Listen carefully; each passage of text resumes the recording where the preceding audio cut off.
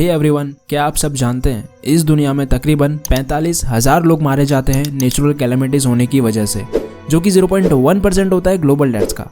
और ये नंबर ना वेरी करता है country to country and year to year पर। और अगर इस चीज को गहराई में समझा जाए तो सबसे ज्यादा डेथ्स ना पहले फ्लड्स एंड ड्रॉट्स की वजह से हुआ करते थे, बट इन कुछ बीते सालों में नंबर ऑफ डेथ्स इंक्रीज होने का कारण है अर्थक्वेक्स। जी हाँ, आपने सही सुना, अर्थक्वेक। तो वेलकम टू द वीडियो और मैं हूं अजीत। आज इस वीडियो में हम बात करेंगे हाल ही में आए अर्थक्वेक के बारे में, जो कि टर्की एंड सीरिया में आया था एंड ये अब तक का सबसे डिजास्टरेबल अर्थक्वेक था। देखो गाइस, पूरा इंसिडेंट समझने के लिए ना हमें सबसे पहले ये समझना पड़ेगा कि अर्थक्वेक कैसे और क्यों आते हैं।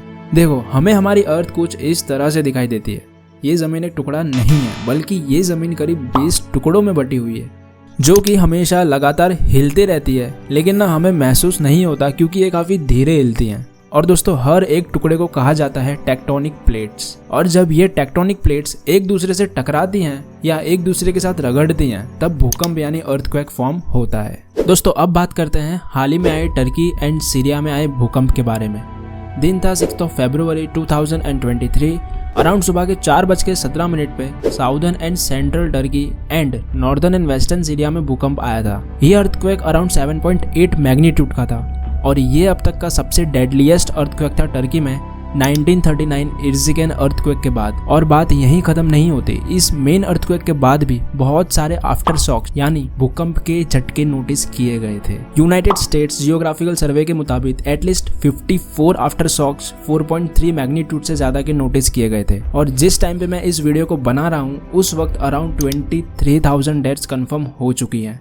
इनमें से 19,000 डेथ्स टर्की में हुई हैं और 4,000 इन सीरिया अप्रोक्सीमेटली। ये अर्थक्वेक इतना डेडली था कि इससे ऑलमोस्ट 1 लाख पीपल इंजर्ड हो चुके हैं एंड 13.5 मिलियन पीपल्स यानी 1.3 करोड़ पीपल्स अफेक्ट हुए हैं। अभी तक कई सारे बच्चों को रेस्क्यू किया गया है इस इंसिडेंट के बाद। यही नहीं, इस अर्थक्वेक की वजह से अराउंड 40 लाख बिल्डिंग अफेक्ट हुई है। कुछ जगह तो ऐसी भी थी जो यूनेस्को वर्ल्ड हेरिटेज में शामिल थी, जैसे कि दियारबकीर फोर्ट्रेस, हेवसेल गार्डन्स। दोस्तों, इस हादसे के बाद वहां की नेशनल गवर्नमेंट ने लेवल 4 अलर्ट डिक्लेयर किया इंटरनेशनली मदद के लिए। कई सारे मिलिट्री आर्मी एयरक्राफ्ट्स भेजे गए सर्च ऑपरेशंस के लिए। कई सारी कंट्रीज आगे आई टर्की एंड सीरिया की मदद के लिए।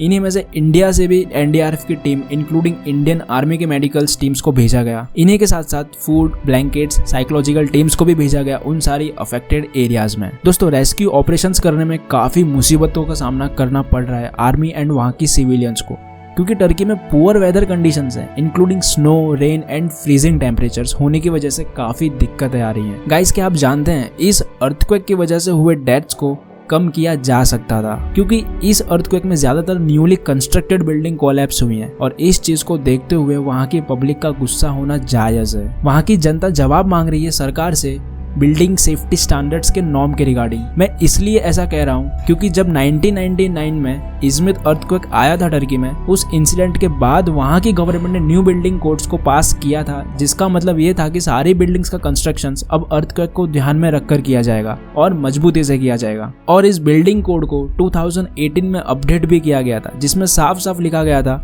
कि हर बिल्डिंग के कंस्ट्रक्शंस में engineering design, construction quality and material quality का ध्यान रखा जाएगा। स्टिल 6 तारीख को आए इस अर्थक्वेक में सबसे ज्यादा बिल्डिंग जो कोलैप्स हुई हैं वो न्यूली कंस्ट्रक्टेड बिल्डिंग्स थी। गाइज, ये सारी चीजें ना ये दर्शाती हैं कि देश चाहे कोई भी हो, अगर सरकार अपना काम अगर ईमानदारी से करती तो शायद आज इतनी मौतें ना होती मासूम लोगों की। दोस्तों, अगर आपको ये वीडियो थोड़ी सी भी इंफॉर्मेटिव लगी हो तो अपने फैमिली एंड फ्रेंड्स के साथ जरूर शेयर करना ना भूलें। And also to subscribe my channel for more informative video like this, and trust me, subscribe button is totally free. Thank you so much.